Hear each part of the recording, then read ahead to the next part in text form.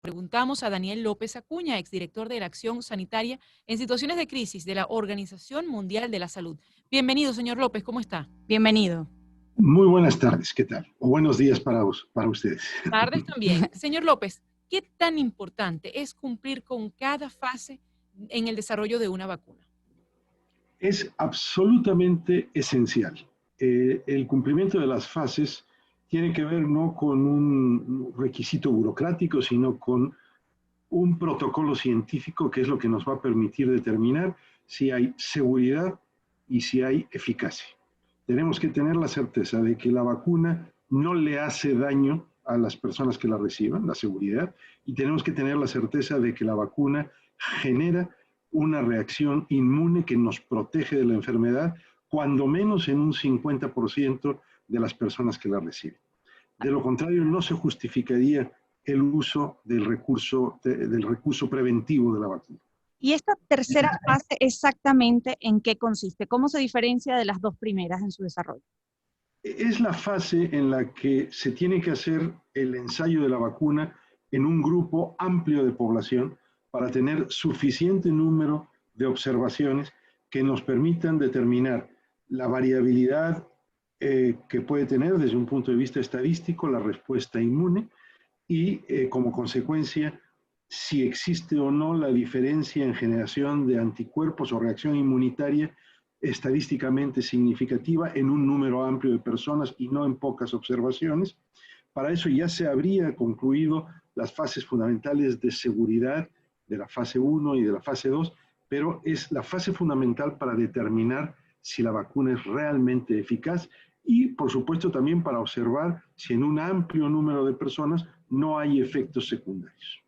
Por ejemplo, esta decisión que ha tomado la FDA de alertar que podría eh, hacer uso de emergencia de una vacuna, ¿qué implicaciones puede tener? O esta decisión también es justamente con toda la seguridad, pero no esperando tanto tiempo. Si puede explicar un poco eso. Sí, yo creo que, para ser muy directos, ha sido un anuncio fundamentalmente político, muy criticado por los científicos, en donde se ha planteado que una agencia reguladora como la Food and Drug Administration, como otras agencias reguladoras que hay en otras partes del mundo, como la Agencia Europea del Medicamento, por ejemplo, no deberían de estar sujetas a presiones políticas para ajustar la aprobación de una vacuna al calendario electoral de noviembre en los Estados Unidos. Y esta es la posición de los científicos en Estados Unidos. Esto es lo que se ha señalado. No por facilitar la visión de que se ha conseguido la vacuna en una carrera que es política, se va a sacrificar la probidad científica y la seguridad y la eficacia. Esa es verdaderamente la dimensión de este anuncio y esto hace que el anuncio en Estados Unidos se vuelva comparable a lo que hizo Rusia o a lo que hizo China, de precipitar el registro, agotar sin que estén verdaderamente agotadas las fases necesarias para el desarrollo de la vacuna. Conversamos con Daniel López Acuña, él fue director de Acción Sanitaria en Situaciones de Crisis de la Organización Mundial de la Salud. ¿Hay antecedentes de vacunas que hayan hecho más daño o causado un perjuicio mayor del beneficio que aportaban? Bueno, precisamente el hacer las fases es lo que nos permite establecer que una vacuna aprobada o registrada no cause daño. El desarrollo de vacunas a lo largo de la historia de la ciencia, por supuesto que se han desarrollado vacunas que no eran tan seguras, pero han quedado descartadas precisamente al poder haber completado las fases de investigación. Entonces, hacer las fases es una garantía de que no vamos a tener ese problema. Además, esto está enmarcado en un proceso de precualificación que lleva a cabo la Organización Mundial de la Salud, que tiene un registro de las vacunas en investigación, en donde lo que se busca es que si vamos a tener un instrumento que se va a usar masivamente para prevenir, en este caso, una enfermedad, no tengamos riesgos que no queremos contemplar y que no debemos permitir para los usuarios o para las personas que van a recibir la vacuna. Por ejemplo, ya Rusia ha afirmado que su vacuna es, cita textual, efectiva y segura y será aplicada de forma masiva entre noviembre y diciembre. Dice también que se ha hecho o se ha reclutado un grupo de 40.000 voluntarios para seguir haciendo pruebas. Se trata de estudios controlados con placebo que nos permitirán rastrear todos los matices y detalles, incluida una gran población. ¿Qué sabe hasta este momento de esa vacuna rusa y también de las dos que se asoman más para estar listas, la de AstraZeneca y la de Pfizer? Sí, todo el desarrollo de estas vacunas, vamos a llamarle punteras en estos momentos. El caso de la vacuna rusa, el caso de la vacuna china, tal como lo han planteado las autoridades chinas, y las vacunas especialmente de Oxford, AstraZeneca y la vacuna norteamericana, están en una fase en donde tienen que completar estos estudios de gran alcance en un número muy grande de personas, y esto pues lo podrán hacer en lo que resta del año, y el análisis y la determinación de si hay realmente esta eficacia y esta seguridad va a estar lista hasta, vamos a decir, en el mejor de los casos, diciembre o enero. Lo cual implica que habrá que montar la capacidad de producción, habrá que montar la capacidad de distribución, si esto se desarrolla así. Tenemos que tener en cuenta que el desarrollo de una vacuna no es una cosa automática, no es a veces fácil. Por ejemplo, no tenemos vacuna para el VIH, para combatir el SIDA todavía, no ha podido ser desarrollada. Las infecciones por otros coronavirus agresivos como el SARS o el MERS, que se han producido a lo largo de las últimas 2 décadas, tampoco se ha podido desarrollar una vacuna. Con esto no quiere decir que no vayamos a tener la vacuna para el SARS-CoV-2, pero tenemos que pensar que no es una cosa que simplemente esté a la vuelta de la esquina y que ocurra de manera automática, sino que tenemos que asegurarnos de que realmente las cosas están funcionando en términos de generar una respuesta inmune que nos proteja de la enfermedad. Precisamente hay personas, un grupo de personas que se ha propuesto como voluntaria para probar estas vacunas y ver si en efecto se logra desarrollar esa respuesta inmune. Para hacerlo, ¿cuál es ese proceso? Es decir, para comprobar que en efecto eres inmune, ¿se te expone al virus? ¿Te encierran en un cuarto con personas contagiadas? O sea, ¿cómo se hace No. exactamente para evitar, para demostrar esa inmunidad? Vamos a ver, son 2 situaciones. Primero, hay que tener un grupo al que se le pone la vacuna y un grupo al que no se le pone la vacuna. Comparables desde un punto de vista demográfico, de estructuras de edad, de características de su situación de salud. Es lo que se llama un grupo de casos y otro grupo de controles. Un grupo al que se expone a la vacuna y otro al que no se expone a la vacuna. Esto es como en los ensayos clínicos donde se prueba un nuevo medicamento, básicamente. Segundo, lo que se hará en ambos casos es medir la inmunidad que se genera y si hay una diferencia, si hay un desarrollo de anticuerpos en un grupo y en el otro.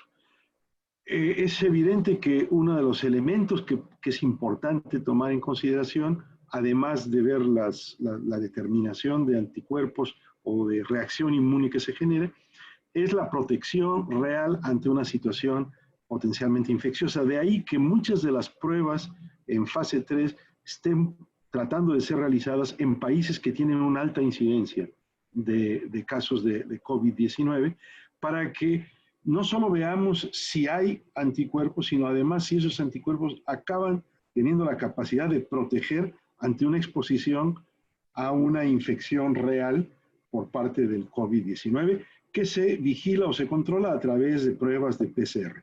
Pero no es que se exponga o se inyecte el virus a las personas que han recibido la vacuna, porque eso, si la vacuna no tiene eficacia, sería tanto como infectar. Criminal. Sí. Ahora, los voluntarios que van a probar la vacuna, ¿deben tener alguna condición específica de salud? ¿Deben no tener alguna condición preexistente? ¿Cuáles son las características que debe tener la persona que dice voy a participar en este ensayo? Sí, todo depende de la enfermedad y el tipo de vacuna que se está desarrollando contra esa enfermedad, pero en este caso es muy importante que se trate de personas en el distinto espectro de edades, pero que no tengan condiciones preexistentes que puedan determinar un fallo en la respuesta inmune. Si hay personas con inmunodeficiencias o con enfermedades crónicas que comprometen su sistema inmunitario, pues no deben ser incluidos. No se trata de que sean todos campeones olímpicos, sino simplemente que sean personas con un estado de salud normal, comparables en el grupo de casos y de controles, y que permitan ver si en efecto en una persona normal se desarrolla la respuesta inmune como tendría que desarrollarse para proteger de la infección contra el COVID-19. Conversamos con Daniel López Acuña, fue director de Acción Sanitaria en situaciones de crisis de la Organización Mundial de la Salud. Nos quedan apenas un par de minutos para despedir esta conversación, pero ha puesto sobre la mesa la alerta que ha hecho la comunidad científica sobre el uso político que se le está dando al desarrollo de estas vacunas. ¿Cuáles son los riesgos, además, si esta es la principal motivación, una vez se desarrolle, es decir, se den vacunaciones masivas en todas partes del mundo, obviamente motivado por lo contagioso que está haciendo el coronavirus? Sí, vamos a suponer que ya tenemos una vacuna desarrollada, que es segura y que es eficaz, la que sea, rusa, china, americana o la de Oxford, o las cuatro. El gran predicamento se vuelve cómo se distribuye esa vacuna para toda la población que tiene que ser protegida.